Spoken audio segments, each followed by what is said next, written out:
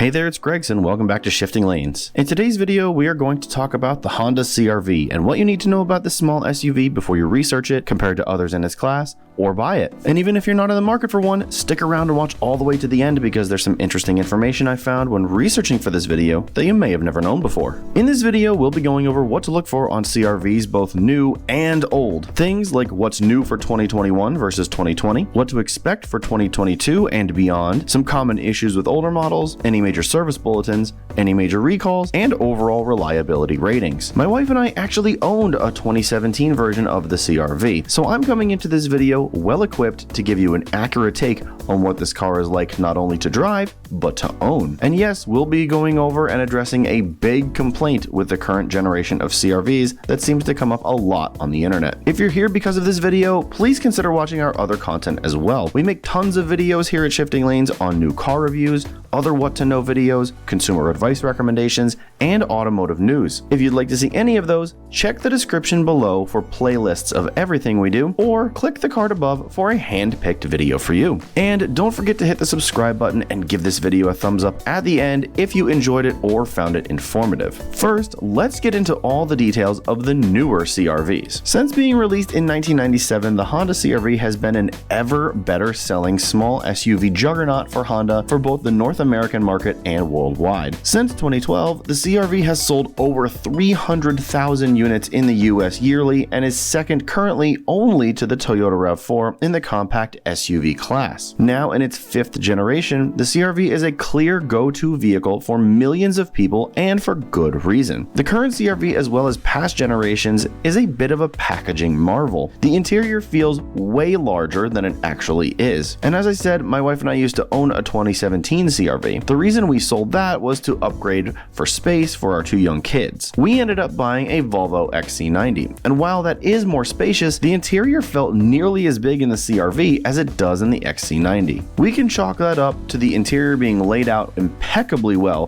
for everyday life with tons of cargo cubbies, a cab-forward overall design, and ample room in the shoulder and hip regions. With that being said, the CR-V has a bunch of updates coming soon. First, let's focus on the 2021 version since you can go buy that right now. The current CR-V is in its fifth year of production, as I said, and you can get one in 9 different trims, 6 gasoline-powered variants, and 3 hybrid options. Costs range from a starting MSRP on the base LX trim for $25,350 and balloon to $36,350 for the top-of-the-line hybrid touring. This is, of course, all before options, add-ons, and fees are factored in. Do note that you can fully spec out a CR-V north of 40 grand. And while that might sound like a lot for a CR-V, 40 grand is actually the average price of a new car, so it pretty much just works out to be an average price here. Buyers can choose between the standard 1.5-liter 4-cylinder turbo engine, which is rated at 27 city and 34 highway mpg, or go with the more fuel-conscious hybrid option, which has a 2-liter inline 4-cylinder with 2 motor generators and a small 1.4 kilowatt-hour lithium-ion battery pack, which is rated at 40 city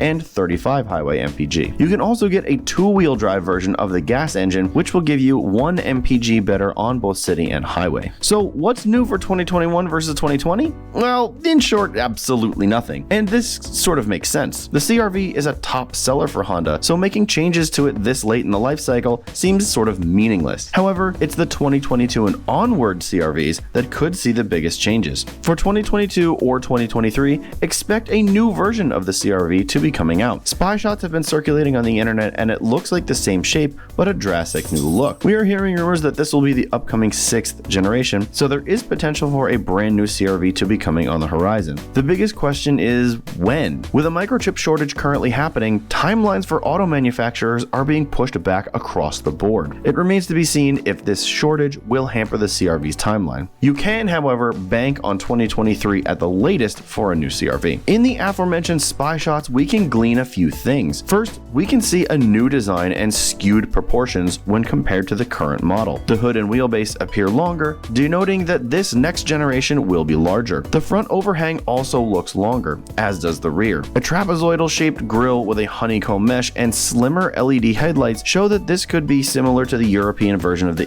HR-V. A horizontal light bar in the back looks like it has replaced the current gen's vertical rear lights. But I'd like to go back to the proportions and design for a minute. Given that it looks larger than the current model, there is the possibility that a 3-row option could be offered. The current gen is a compact SUV only and does not have a 3-row option available. What this could mean is that the CR-V may take over for the Pilot eventually and sprout normal and quote-unquote L variants to denote 3-row options. This is exactly what the current Jeep Grand Cherokee does in its transition year to an all-new model. What this also means is that Honda could spin off the CR-V into its own brand, a lot like Toyota has done with the Prius. Lastly, expect upgrades for 2022 in all areas, including ride quality, interior space and materials, and optional extras. The new Honda Civic was just revealed and has some of Honda's latest tech in it. So if you're interested in what a new CR-V might look like inside, the Civic is a good place to start, and you can see that video by clicking the card above. Overall, the 2021 and future 2022/2023 CR-Vs are currently solid and future exciting. They will no doubt continue to make the hundreds of thousands of drivers that buy them every year extremely happy for many years to come. I know my wife and I were extremely happy with ours when we had it. The only reason we sold it was for more room. If you made the decision to purchase any model year of the CR-V, the rest of this information should help you make an informed decision about the SUV itself. The following info is more related to the older versions, but after this you should be armed with a bit more knowledge on potential trouble areas, which may help in many different purchase-related scenarios, even for newer models. First, let's talk about some common issues. CarComplaints.com has the top 3 trouble areas on the CR-V as unwanted acceleration when braking on the 2011 CR-V with an average cost to fix of a whopping $5,000 at an average mileage of 16,000 miles. Next is excessive oil consumption on the 2010 CR-V with an average cost to fix of $2,500 at an average mileage of 80,000 miles. Lastly is AC stopped working on the 2002 CR-V with an average cost to fix of $1,700 at an average mileage of 113,000 miles. These 3 issues do sound serious, but keep 2 things in mind when you look at them. First off, these are issues with older CR-V models, so you're likely not going to see them on a more recent version. Second, most of these issues are happening at high mileage, less the first one, so even these older CR-Vs are pretty reliable. In fact, this is the second vehicle I've researched where Car Complaints has not given any year of a model an avoid recommendation, which is hugely impressive and speaks to the CR-V's overall quality. The only year we would recommend avoiding is the 2015 model, where Car Complaints gives it a sticker of beware of the clunker. Before we move on, I do want to address a big issue that has cropped up with the newer 1.5-liter turbo engines in the current generation of the CR-V. As noted by many online, in many forums, and in many comments, there is an oil dilution issue where gas can leak into the engine, combine with the oil, and in some instances, grenade the engine entirely. What Honda has done is, with the 2017 and 2018 CR-V models, is extend the warranty for 1 year to 6 years from purchase, and it covers components like the camshaft, rocker arm assemblies, and spark plugs. This has since been resolved in the newer CR-V models of 2019 and newer, so says Honda. Just to be clear, oil dilution can happen in any car and usually isn't an overwhelming issue. However, if you do smell gas in the cabin or outside the vehicle after a drive, check with your mechanic or dealer, as you may have a fuel leak, oil dilution, or another fuel system related issue. Next, let's talk about the technical service bulletins, or TSBs, for the CR-V. If you didn't know, a TSB is a communication from the manufacturer, like Honda, that document recommended procedures for repairing vehicles, and they happen when there are several occurrences of an unanticipated problem. For example, if consumers keep reporting that their doors won't lock because a wire in the door is known to disconnect, and it's happening across many shops or dealers, the manufacturer will look into it, and if there's a fix, issue a TSB so that if it happens again, the fix is easily understood and rectified. The manufacturer may also find fixes proactively and issue a TSB if the fix does not require a recall. For the CR-V, you may be surprised to learn that there are hundreds of TSBs listed for many different model years. However, it's important to remember that this isn't necessarily a standard for reliability. Almost all cars have tons of TSBs for each year they are produced,